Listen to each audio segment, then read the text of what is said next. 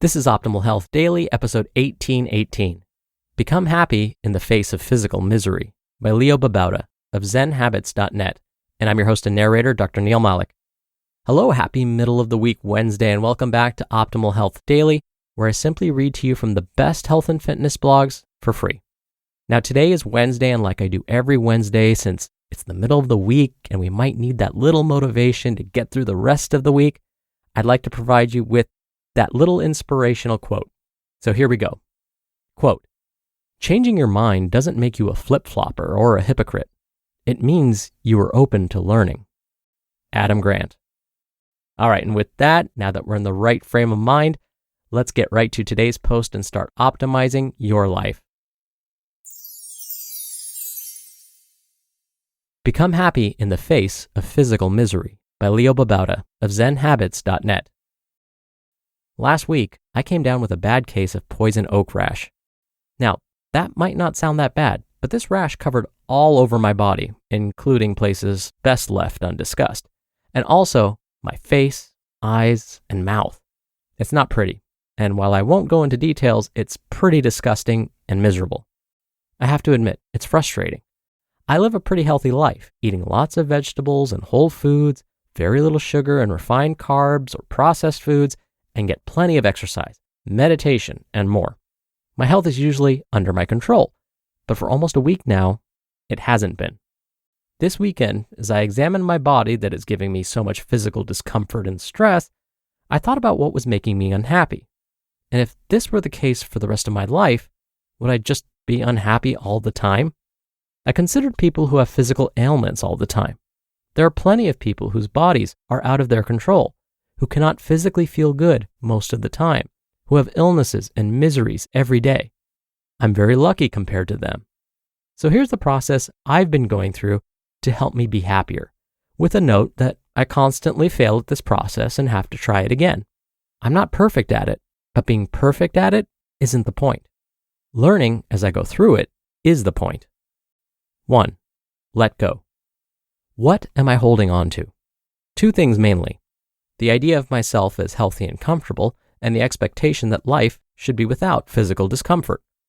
My idea of myself as healthy is something that I have built up over the past 8 years, so when reality goes against this idea, I struggle. My expectation of life as something without pain, discomfort, itchiness, and some other gross things I won't mention, it's fairly strong.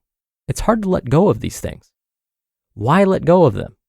Because they are causing me more pain than the physical ailment itself. The real pain I've been going through is my inability to accept reality and my desire for life to be a certain way. I want it my way. And when I can't control that, which is pretty much all the time, I feel frustration, anger, depression, and stress. Lots of stress. This applies to everything, not just physical ailments, but when anything doesn't go the way I want it to. So what's the process for letting go? It's first, realizing that I'm holding on to something. Then second, realizing what it is I'm holding on to. And third, realizing it's causing me pain. Then fourth, realizing that the thing I'm holding on to isn't necessarily true. I'm not necessarily always a healthy person. I'm not always in comfort. This isn't the way life should be. And in fact, it's not the way life always is. This is a repeated process because 2 minutes after letting go, I find myself desiring it again. I practice. 2. Accept what is. Once I let go of what I want things to be, I learn to accept reality. What is? This isn't always easy. Reality doesn't match up with my fantasy or ideal of what life should be. I have to just see things for what they are and accept them. Be grateful they are the way they are. Learn from what is. This can be difficult because we tend to want to control things, not accept them. Acceptance is seen as surrendering, passive, and giving up. And yes, it's a bit of each of these, but it's not the end. Just because you accept doesn't mean you don't act. It means you start with acceptance, then figure out the best way to act based on a place of peace and acceptance. Acceptance isn't a bad thing. It's a good thing. It means you're at peace with reality. So, I stop running away from the current moment and just try to see with curiosity what actually is. And it's not as bad as I'd feared. The fear, the resistance, the not wanting is by far the worst part. And 3, act with gratitude and compassion. The next step in my process is to be grateful for what I have and to act with compassion. What does this mean? When I'm miserable, it's because I'm focusing on the things I see as bad, but I'm ignoring all the things I should be grateful for, like being alive, being able to walk, being able to love, being loved, having friends, having a job I love. The list is endless. I can find that gratitude and focus on actions I can take that show that gratitude. If I'm constantly complaining internally about how miserable I am, that's not a grateful action. If instead I seize the awesome life I have and do something good with it, that's showing my gratitude for what I have.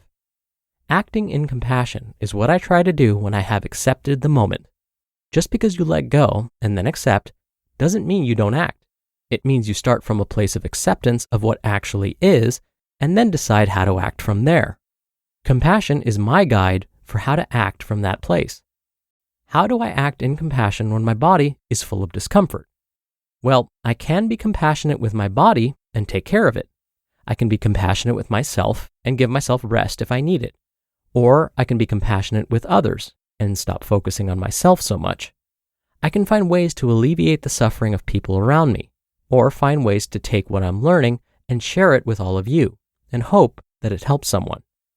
Acting in compassion can take the focus off of yourself and put it somewhere that brings good in the world. You just listened to the post titled, Become Happy in the Face of Physical Misery by Babauta of ZenHabits.net. People age at different speeds, and the date on your license may not represent your inner biological age at all. If you're looking for ways to extend your lifespan, Inside Tracker can help. Inside Tracker is the only human performance system that provides you with a personalized plan to boost your metabolism, reduce stress, improve sleep, and optimize your health for the long haul. Created by leading scientists in aging, genetics, and biometrics, Inside Tracker is a combination of blood, DNA, and fitness tracking. Not just blood only, not just DNA only. It doesn't only show the normal biomarker zones, it shows you the optimal biomarker zones and numbers that are best for your body. And now, you can connect Inside Tracker to your Apple Watch to unlock deeper, more precise insights into your health.